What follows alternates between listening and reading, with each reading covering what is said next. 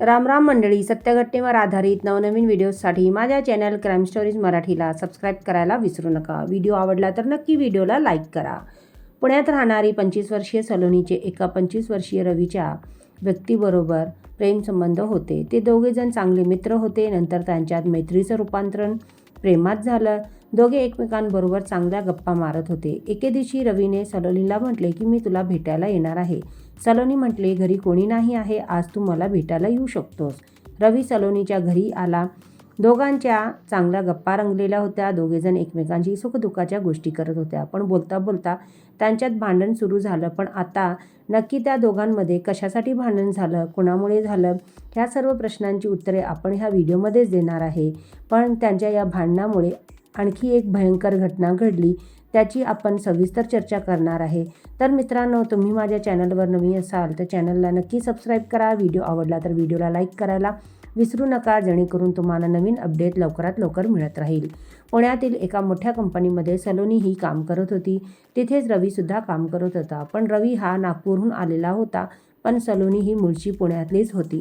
दोघेजण एकत्र कंपनीत काम करत होते, म्हणून त्यांच्यामध्ये कामानिमित्त चांगलं बोलणं चालणं असायचंच. नंतर त्यांची मैत्री झाली आणि मैत्रीचं रूपांतरण प्रेमात झालं. आता दोघेजण एकमेकांवर जीवापाड प्रेम करत होते. त्यामुळे रवी सलोनीला फिरायला सुद्धा घेऊन जात होता. नंतर त्यांच्यात नको ते संबंध सुद्धा निर्माण झाले होते. पण आता यांच्या प्रेमसंबंधाला कोणाची तरी नजर लागली असावी असं वाटतं. कारण आता हे दोघेजण बोलत तर होते, पण बोलण्यामध्ये त्यांचा वाद खूप व्हायचा, भांडणं भरपूर व्हायची. आता दोघेजण ह्या वादाला, ह्या भांडण्याला खूप कंटाळले होते. अखेर दोघांनी एकत्र येऊन वाद मिटवण्याचा निर्णय घेतला होता. त्यावर सलोनीने म्हटले, आज माझ्या घरी कोणी नाही आहे, तू मला संध्याकाळी घरी भेटायला माझ्या घरी येऊ शकतो. सलोनीच्या म्हणण्यानुसार रवी सलोनीच्या घरी गेला. दोघेजण एकटेच होते. रवी सलोनीशी बोलत होता, पण रवीचं बोलणं अजिबात समजत नव्हतं आणि सलोनी रवीशी काय बोलत आहे ते रवीला सुद्धा कळत नव्हतं. कारण रवी सलोनीकडे भेटण्यापूर्वी यायला दारू पिऊन आलेला होता. त्यामुळे त्यांचं बोलणं थोडं बोबडं झालेलं होतं आणि दोघेजण आपल्यातले गैरसमज दूर करण्यासाठी एकत्र आले होते. पण त्यांच्यात पुन्हा वाद सुरू झाला आणि या वादाचं रूपांतरण मोठ्या भांडणात झालं. आणि हे भांडणं इतकं मोठं झालं की आता सलोनीला ह्या सगळ्या गोष्टींचा अतिशय कंटाळा झाला होता. त्यामुळे त्यानंतर एक अशी घटना विचित्र घडली, म्हणजे जे कुणालाही पटणार नाही. सलोनीला आपल्या रागावर ताबा ठेवता आला नाही. तेव्हा तिने आपल्या बाजूला असलेली बॅट उचलली, जी हॉलमध्ये बॅट पडून होती ती उचलली आणि जोरजोराने रवीच्या डोक्यावर मारायला सुरुवात केली. रवी हा बेशुद्ध अवस्थेत होता, कारण त्याने खूप प्यायलेला होता. नंतर सलोनीने रवीला एका खुर्चीवर बसवले, त्याचे दोन्ही हात दोन्ही पाय बांधले आणि तो तिथेच बसून राहिला आणि रक्त जास्त गेल्यामुळे तो तिथंच बेशुद्ध अवस्थेत होता आणि नंतर त्याचा जीव निघून गेला. रवी परत घरी आला नव्हता, म्हणून घरातले काळजी करत होते. घरी रवीची काळजी करणारी तिची एक छोटी बहीण होती. बहिणीने इकडे तिकडे आपल्या भावाचा शोध सुरू केला. पण तेव्हा त्याला कळालं रवी सलोनीला भेटायला तिच्या घरी गेलेला आहे.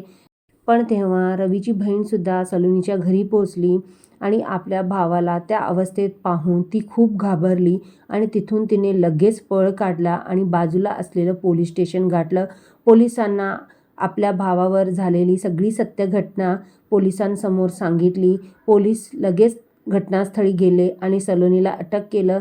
नंतर रवीचा मृतदेह PM साठी पाठवण्यात आला. आता सलोनीकडे चौकशी करण्यात येत आहे. आता पोलीस त्याची पुढची तपाससुद्धा करत आहेत.